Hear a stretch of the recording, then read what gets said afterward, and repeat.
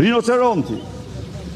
Në një qytet hyn një bish, rinoceront, i cili prek të njerëzit me noçkën e tij dhe i shtronte dhe ata në bisha. Pas disa kosh, edhe ata që prekëshin nga noçka e rinocerontit, fituan betin të shtrohen në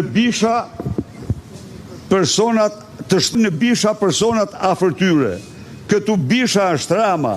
Irena Gjoka si fenomen kriminalizimit të drejtësisë është noçka e bishës që prek institucionet shqiptare dhe transformon secilin prej tyre çdo magjistrat, ish magjistrat, zyrtar që preket prej saj në një bish sa të përbuzur, aq dhe të rrezikshme për ekzistencën e shtetit të drejtës. Faleminderit. Tani Berisha deklaratën. Tani mbarova. Kush është rinoceronti? Mund ta sqarosh për opinionin publik? Rinoceronti është askush as më pak se sa Ramaduro. Ramaduro.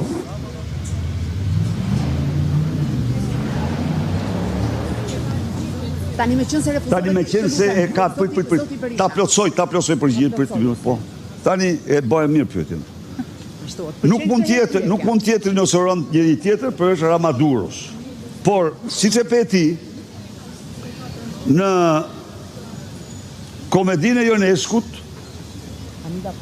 vinte koha që aftësin për t'i shtruar në bish të tjerë e fitonte edhe noçka e atyre që ishin bërë bish nga rinoceronti. Kështu që Irena pra, me noçkën e saj, cilindo që prek, jo cilindo, po thuj cilindo, i ban me noçk si vetën. Ka që ishte përgjigja. Tani, në fakt, ajo ka prekur dhe ju me vendim në zoti Berisha. Prandaj jam këtu për të thënë shqiptarëve se ç'përfaqëson Irena me 5 mbiemra, këshilltarja e Gysit, shoqja e lindës së Surrelit. Të lutem dhe një pyetje. Zoti Berisha ju pyeta më herët dhe nuk pranuat të jepni një përgjigje. Këshilli Largjësor vendosi mos e marrën shqyrtim kërkesën për verifikimin dhe përfundimin si papërshtatshëm të mandatit të Irena Gjokës. Cilat janë hapat ligjor që ju do të ndërmerrni në lidhje me këtë vendim? Avokatët do të merren me këtë çështje. Po ju keni një qëndrim apo jo? Avokatët, unë qëllimi më është ky. Nuk besoj se kam mënyrë me vokale se kaq të shprehur qëllimin tim. Unë shpreh qëllimin tim jo për veten time. Unë shpreh për shqiptarët, të kuptojnë shqiptarët se çfarë zuzarsh të paftyrë, që s'kan ligj as kushtetut, qeverisin drejtësinë shqiptare, që shkelmojnë mbi dokumentat zyrtare të një shteti tjetër dhe të shtetit tyre. Këta janë turpi i turpëve të një, këta mund t'jenë vetëm në narko Republikën e Edi Rams. Kjo s'është për Sali Berishën kjo. Kjo është për çdo qytetar shqiptar, se Sali Berisha e ka të thjesht, ja ç'po u thot këtu e çdo të thojnë. Por nuk është kjo. Kjo është problemi se këta vendosin për drejtësinë, shikoni, këta që marrin dhe denojnë 4-5 vite për 1 gram marijuan, për 2 gram marijuan një thri.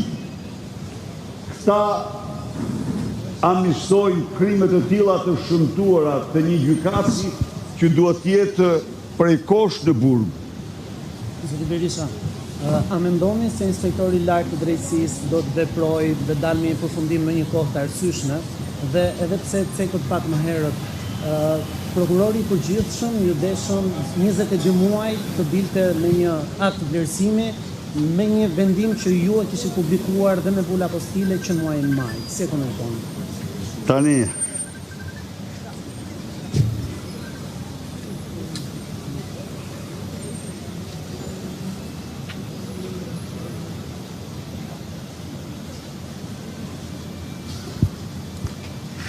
është jashtëzakonisht, ju keni drejt që pyesni, po problemi është se KLG-ja e Irenës, këta 6 çfarë të thuash, këta nuk ja kanë dërguar, nuk ja dërgojnë ILD-s çështje. Jo, këta kanë vendosur të mbrojnë mandatin e Irena Gjoks, por jo t'ja dërgojnë ILD-s. Nuk ka asnjë vendim të tyre që t'i dërgohet ILD-s. Kjo është e gjithë puna. Ata e donin ta përlynin ILD-n vetëm për të shtuar, ta përdonin si mask, njerëz me mask. Masi i kishte kapur Noçka e rinocerontes, ata thanë të kapim dhe ne KLD, po KLD-ja nuk ka asnjë lloj, nuk është kjo mosmarrimi, përfundimi i mandatit, mos pajtueshmëria e mandatit është e KLG-s, nuk ka ILD-ja, fare me atë. S'ka lidhje me sa di unë pa. Po ata nuk e kanë dërguar, ti ke drejt, ata nuk e kanë dërguar. Tani, pyetje tjetër? Po sa i përket 22 muajve të prokurisë përgjithshme, gjithkohës që mori për të vërtetuar një fakt që ju e kishit shumë muaj më herët. Po ja, pra, prokuria përgjithshme ka majt 22 muaj, ka kryer krimin e shëmtuar, sepse ka fshehur dëbimet dhe nuk i ka nis në KLG dëbimet e Irenës, të cilat për fshehja e tyre për bën krim, falsifikimi për bën krim, që të gjitha këto i ka fshehur prokuria e përgjithshme. Pra, edhe ajo është prekur me feçkën e Irenës.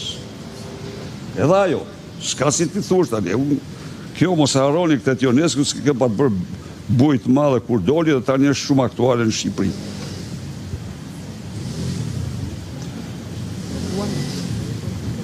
Nuk ka asnjë nen në ligjin 138/2015